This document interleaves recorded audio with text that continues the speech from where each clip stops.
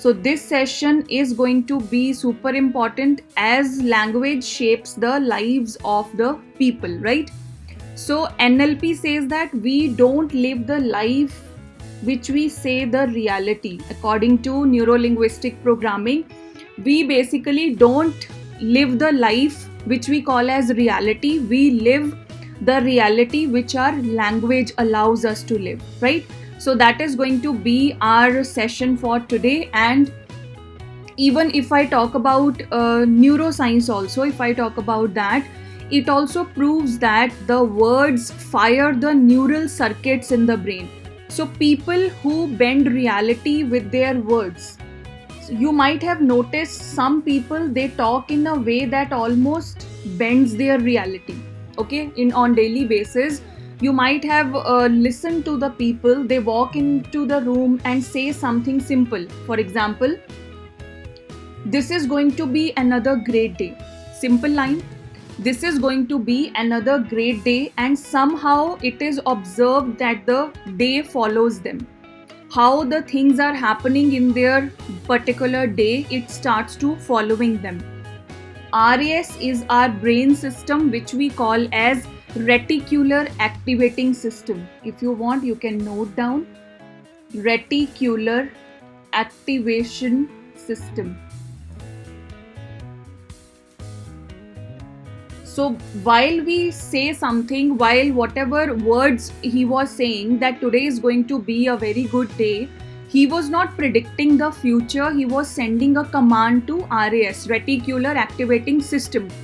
Now this is the system in human brain which notices opportunities. So therefore all of you must know about this working or this system of the brain, as it is the part of the brain, or you can say it's a system or working of the brain that notices opportunities faster.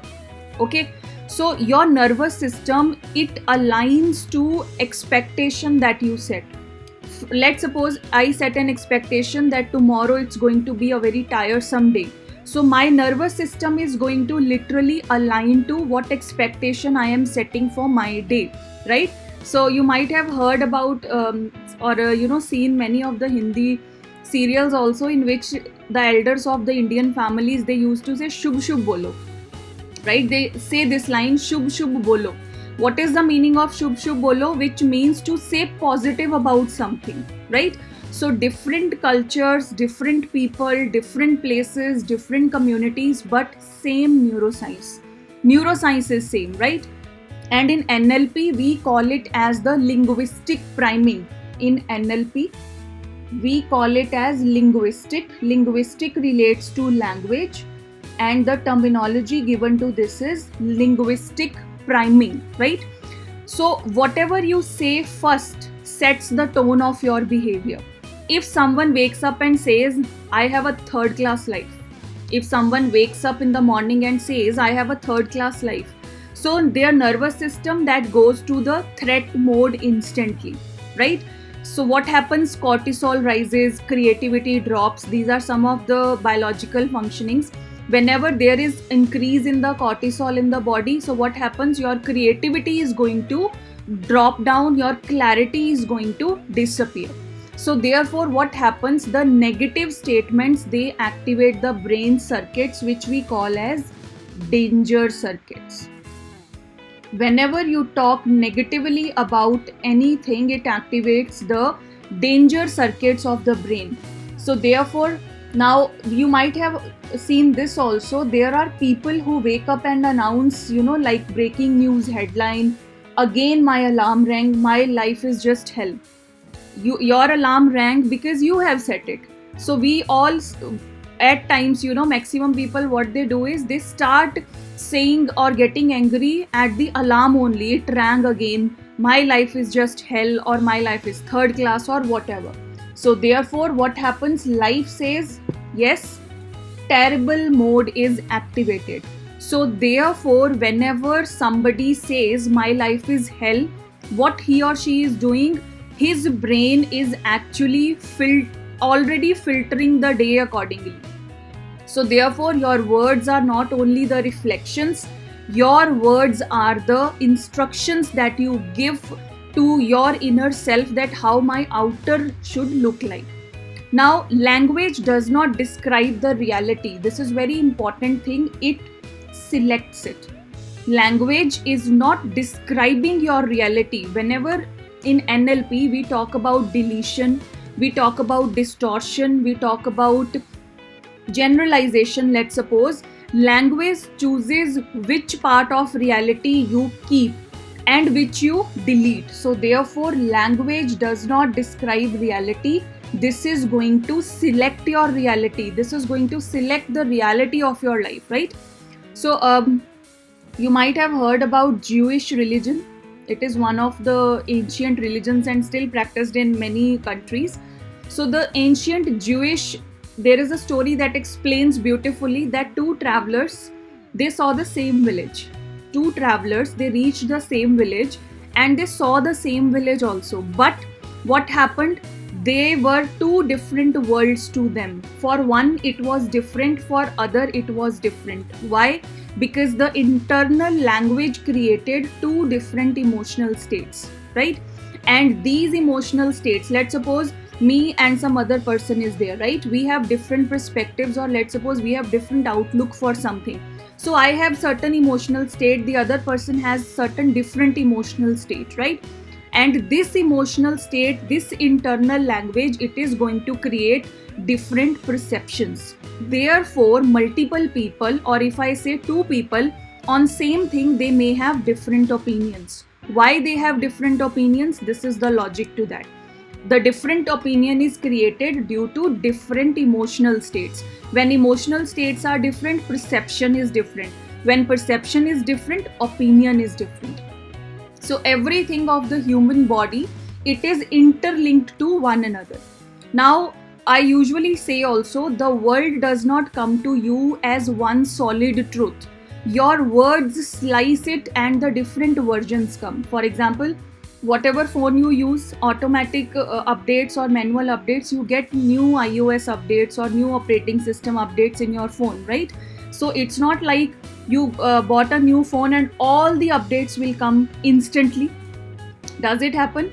You bought a phone and all the lifetime updates they will give you at once only. No, they come in versions. Similarly, what happens? The words that we use, the language that we use, thus it slices the versions of our experiences. So therefore, language is not a description of reality. Language is what you are selecting about your life, what you are selecting about your reality. Now, every moment your brain has thousands of possibilities or thousands of different words. Now, how and why the words collapse the possibilities? This is very important thing to be understood. Every moment, every minute, every second, brain has thousands of behavioral possibilities. One sentence can shrink those possibilities, means one sentence can take away those possibilities.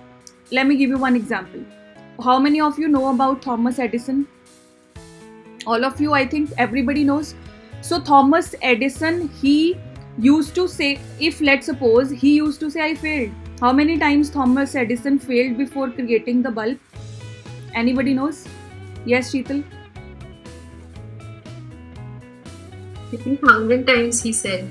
10,000 times, right? Yeah. So nowadays, I think no person can even, have the caliber to fail 100 times, but he failed 10,000 times, right?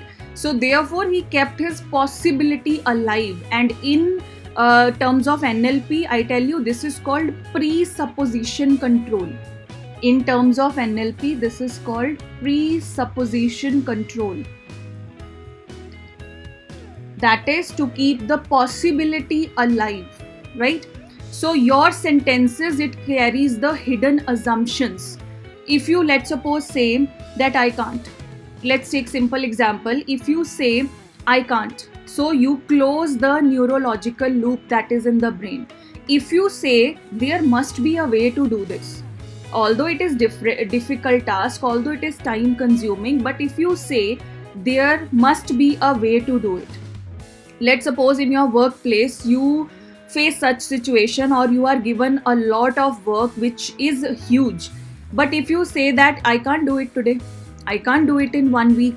I at least need 15 days to do it or 20 days to do it. So what you are doing is you are closing your neurological loop. But rather, if you say there must be a way to do it, so you activate the problem solving network in your mind. So therefore, one sentence can close the doors, open the door, or blow the entire wall away.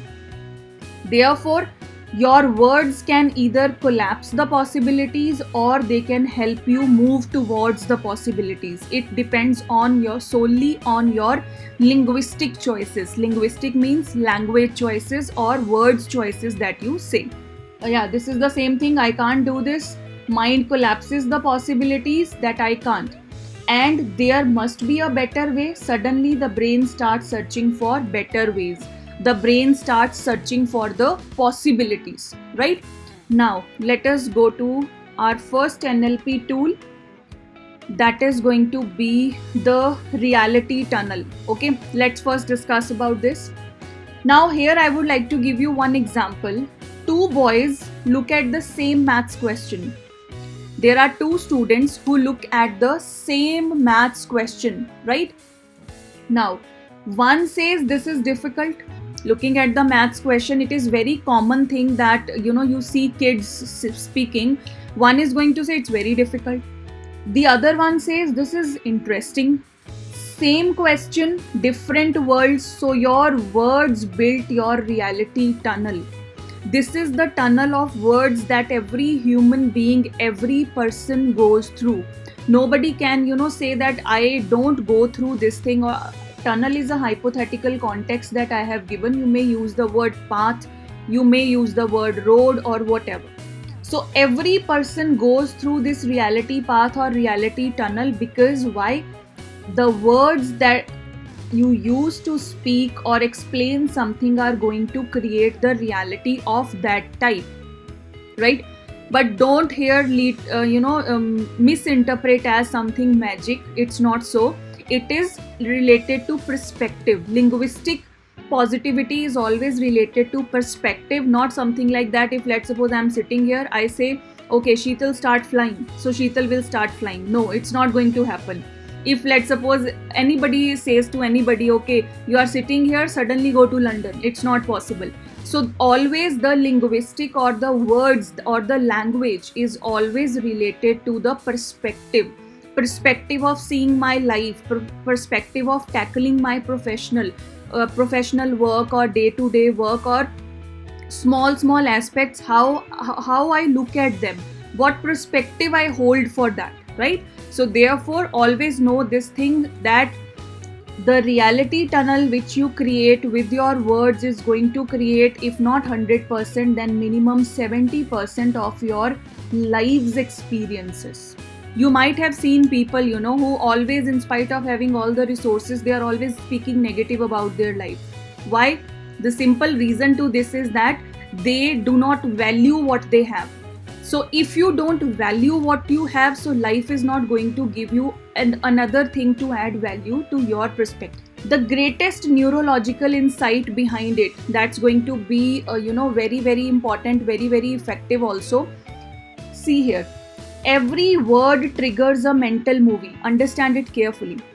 Every word is going to trigger a mental movie. A mental movie is it's pure neuroscience, so I'm keeping it slow. So a movie, a meaning, a feeling, and then a behavior. So if you change your words, you change the movie. If you change your words, you change the movie. If you change the movie, meaning is changed. If meaning is changed, feelings related to it are changed. If feelings related to this are changed, then your behavior is going to change.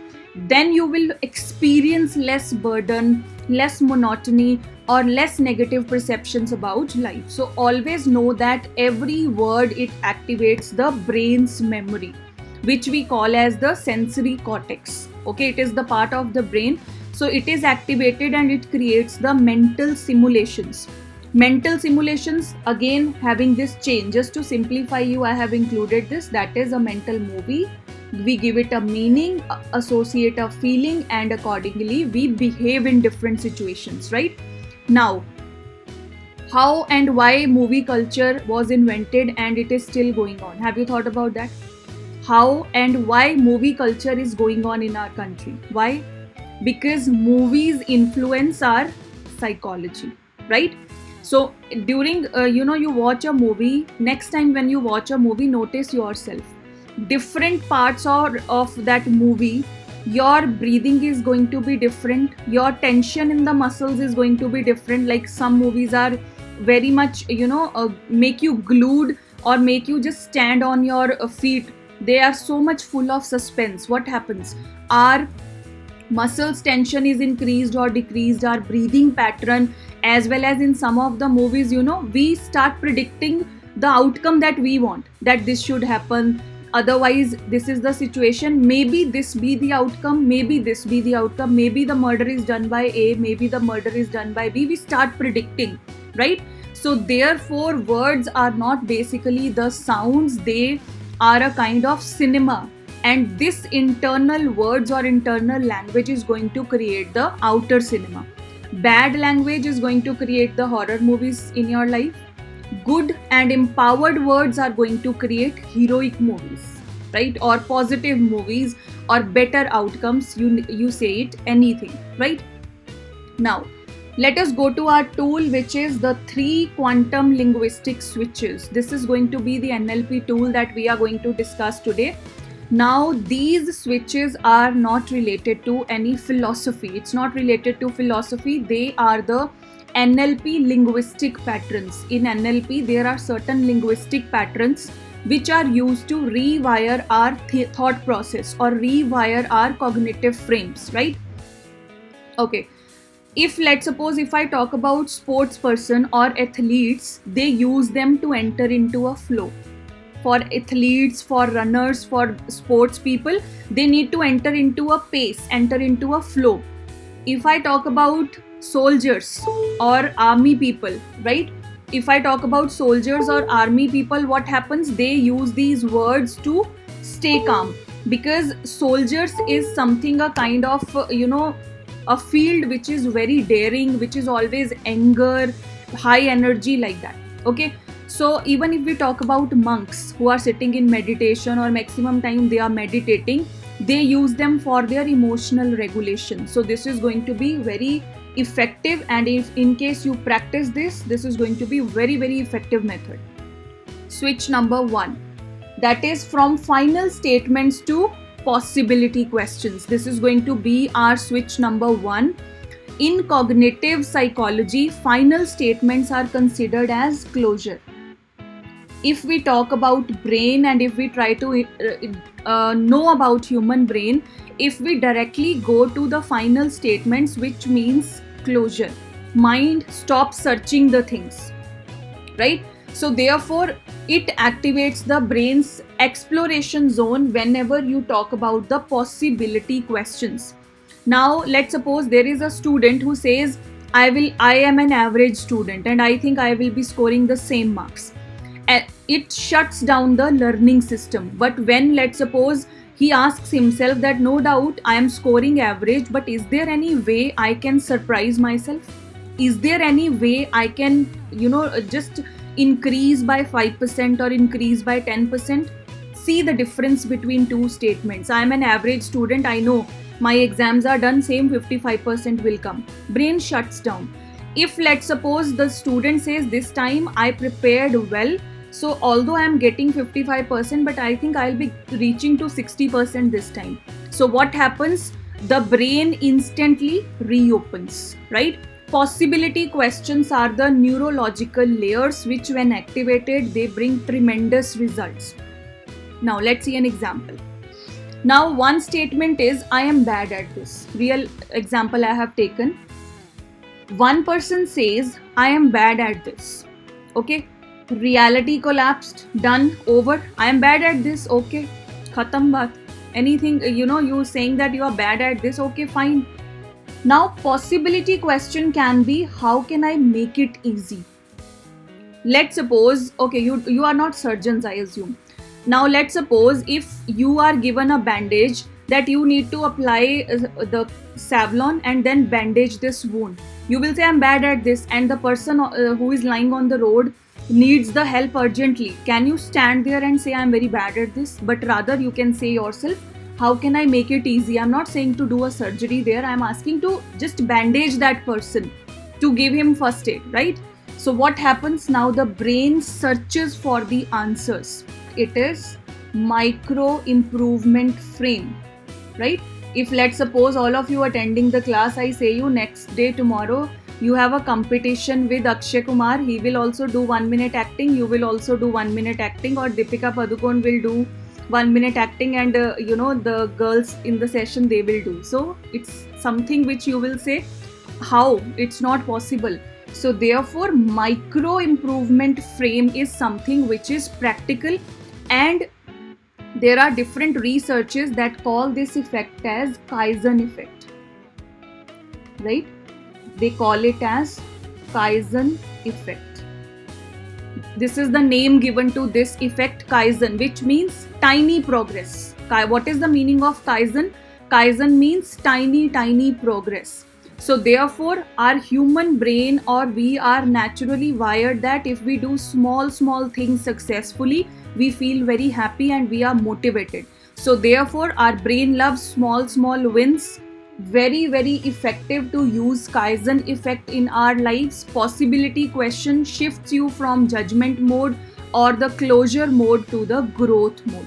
How can I do my work easier? So instantly you will feel better. And why? Because the brain is going to now search for the answers. Let's suppose a task is given to me. How can I make it easier? Right? So when you ask a possibility question, you are literally creating a new neurological pathway in terms of neuroscience. Why it is said that always ask a possibility question? Because whenever you ask a possibility question, it creates a new neurological pathway in the brain. With repeated repetition of that, it becomes permanent. This is the first switch, which is switch from the final statement to the possibility questions. Now, switch number 2, that is from identity labels to the behavior description.